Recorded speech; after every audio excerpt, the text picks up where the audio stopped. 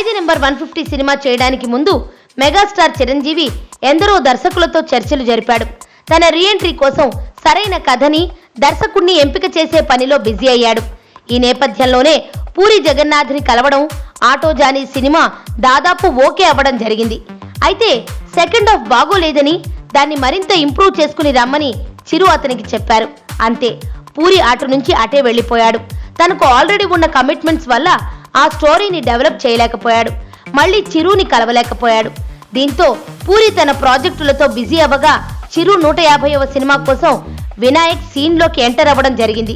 ఆ cinema release అయి రికార్డుల మోత మోగించేస్తోంది. అంతా బాగానే ఉంది, కానీ ఆటో జానీ సినిమా ఉంటుందా లేదా అనే ప్రశ్న మరోసారి తెర మీదకొచ్చింది. ఆ ప్రాజెక్టు సంగతి ఏమైందన్న విషయం మళ్లీ చర్చకు దారితీసింది. ఇప్పుడు ఇన్నాళ్లకి చిరు దానిపై క్లారిటీ ఇచ్చారు. తన ఖైదీ సినిమాని ప్రమోట్ చేసుకోవడంలో భాగంగా వరుసగా చిరు ఇంటర్వ్యూలు ఇస్తుండగా ఆయనకి ఆటో జానీకి సంబంధించిన ప్రశ్న ఎదురైంది.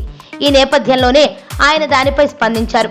ఆ సినిమా డ్రాప్ అవ్వలేదని, పూరికి సెకండ్ హాఫ్ నచ్చలేదని అప్పుడే చెప్పానని చిరు అన్నారు.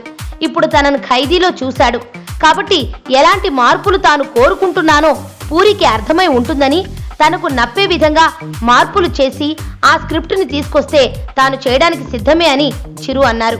అంటే ఇక్కడ పూరిదే ఆలస్యం అన్నమాట.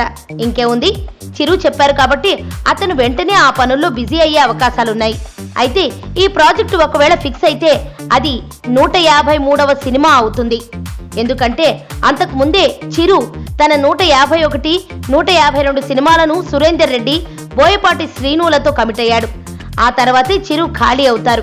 అంతలోపు పూరికి చాలా సమయం ఉంది కాబట్టి చిరు కోరుకున్న విధంగా ఆటో జానీకి రిపేర్ చేయొచ్చు.